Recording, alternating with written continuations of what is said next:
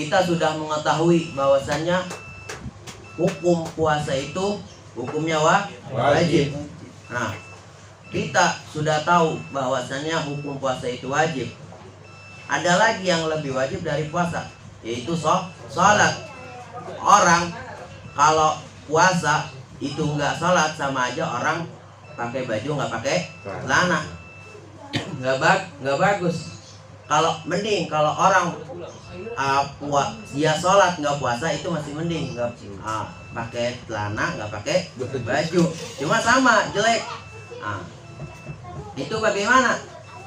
Ya, karena hukum puasa, hukum sholat itu lebih tinggi derajatnya daripada puasa. Perhatiin itu puasa, perhatiin itu sholat. Jangan sampai kita puasa doang kan, tetapi sholat kita lalaikan. Jangan sampai walaupun kita sibuk sesibuk apapun, walaupun kita punya pekerjaan, kita mempunyai apapun yang kita punya urusan, kita sempatkan sholat lima waktu. Jangan sampai kita tinggalkan itu sholat lima waktu. Sebab kata Allah ada riwayat awalu man hasaba yaumal qiyamah shalah. Amal ibadah yang pertama kali dihisab, pertama kali yang diperhitungkan itu di akhirat nanti apa? Sholat, bukan apapun. Bukannya puasa, bukannya zakat, bukannya apapun. Kita yang pertama kali dihisab, yang pertama kali dipertanggungjawabkan itu di akhirat nanti itu pertama apa? Sholat. Derajatnya sholat itu lebih dahsyat daripada derajatnya puasa, lebih tinggi derajatnya sholat. Perhatiin itu, di rukun Islam aja itu sholat itu lebih pertama daripada puasa, derajatnya lebih tinggi. Faiza wujidat tama, apabila sholatnya itu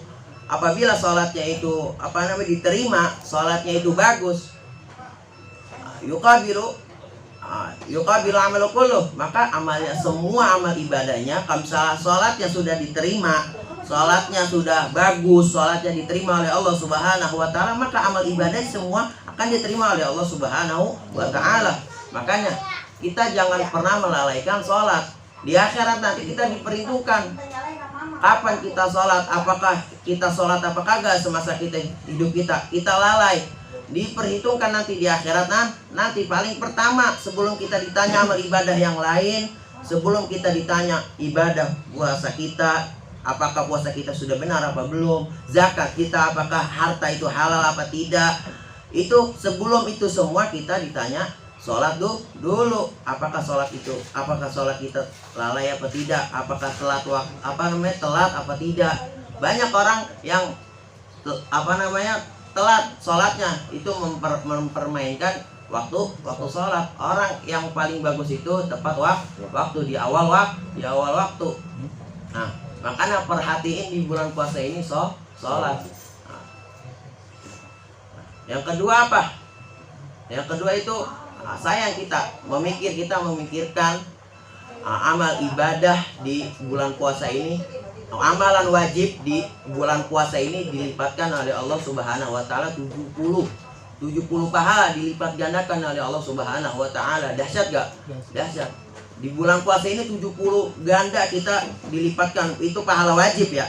Nah, kira-kira pahala wajib yang kita udah kerjakan itu apa ya, selain sholat, selain puasa, apa coba? Kira-kira amalan wajib, biar supaya kita amalan wajib kita itu dilipat gandakan. Sholat udah, pasti udah dilipat gandakan. Puasa udah, sholat udah, apalagi amalan wajib. Nazar. Kita ini nazar itu hukumnya wajib, membayar nazar hukumnya wajib. Kita nazar, ya Allah, saya nazar ntar habis sholat saya mau baca 1 juz, saya membaca 1 lembar, atau saya baca Quran sekuat saya, nazar. Ketika setelah sholat kita, ya Allah saya tadi pengen bayar nazar kita, membayar nazar saya. Tadi baca sekuat kita nazar tadi berapa juz, kita berapa lembar, yang nazar kita berapa kita baca.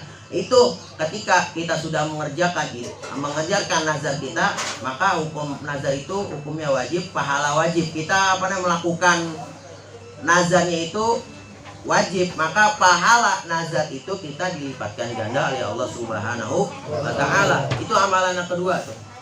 kita nazar, banyak-banyak nazar. Nazar mau perbaiki apa? Kira-kira kita pasti ngelakuin itu ntar nih, misalkan sholat taraweh. Sholat taraweh ntar kita nih, sebelum kita sholat taraweh nazar, ya Allah ntar saya pengen sholat taraweh 20 rakaat misalkan gitu. Habis itu baru setelah kita udah di masjid, kita sudah niat iktikaf. Jangan lupa tuh kita niat iktikaf. Nawaitu i'tikaf fi hadzal masjid magumtu fi hadzal masjid, selama saya masih ada di masjid. Nah, walaupun kita kadang di masjid kan lama tuh ceramah, pengumuman apalah, itu kita diem saja kita di masjid itu dapat pahala karena kita sudah niat i'tikaf. Walaupun kadang setelah sholat taraweh sudah pulang, kita sholat taraweh sudah ini, kita masih diam aja, diamnya di masjid aja kita berpahala karena kita niat i'tikaf di masjid. Niat i'tikaf tuh, niat i'tikaf. Kita sholat taraweh, habis itu saya niat bayar nazar tadi. Awalnya sunnah itu sholat taraweh menjadi wajib karena kita sebelumnya sudah nazar. Maka pahala wajib itu dilipat gandakan oleh Allah Subhanahu wa Ta'ala. Apalagi misalkan kerja misalkan kita nyari uang nafkah, kita niatkan nazar yang nyari nafkah untuk istri, ini hukumnya awalnya sunnah, awalnya hukumnya ini jadi wajib, jadi berkah. Harta kita itu menjadi berkat kita niatkan nazar, kita niatkan baik, harta kita menjadi berkah. Insya Allah kalau harta berkah, semua yang kita konsumsi, yang kita beli dari harta kita yang halal, yang berkah, insya Allah diberkahi semua yang berdampingan dengan kita pakai, yang kita makan itu. Insya Allah kalau kita dari awalnya dari halal, awal yang dari berkah, semuanya akan berkah. Nah, yang ketiga, pembahasan yang ketiga apa? Kita sering dengar bahwasanya di bulan puasa itu setan itu dibelenggu, diikat. Ada yang ulama berbeda pendapat. Ada yang berpendapat bahwasanya setan yang diikat itu cuma setan-setan yang tingkat kelas kakap, yang kelas tinggi doang, yang yang bos-bosan yang sering ganggu ulama.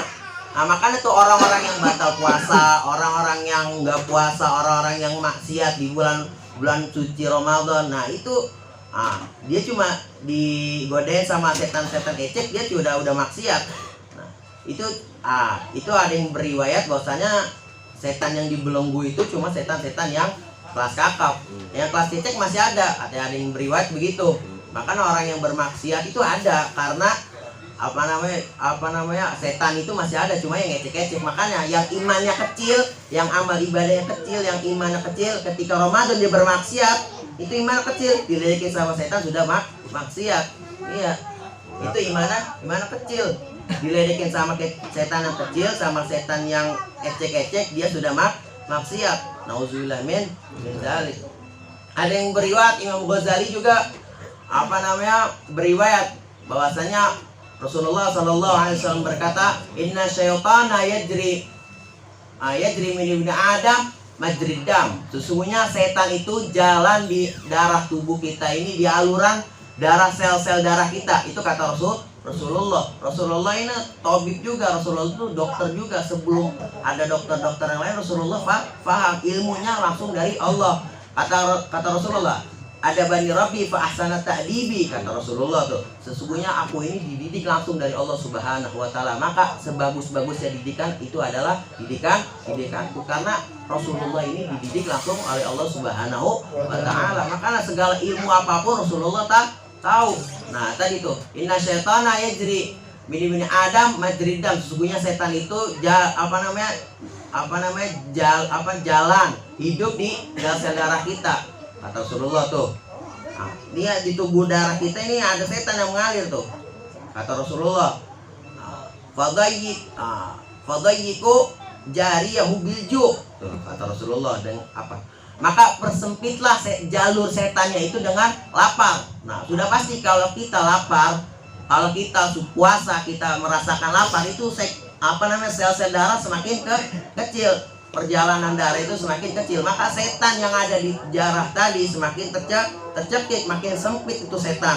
makin sempit. Ketika kita makin lapar, semakin lapar kita bertambah, itu setan makin tercekik. Nah, makanya jangan suka ngeluh lapar. Nah, kita itu lagi nyiksa setan itu kalau misalnya kita lagi lapar.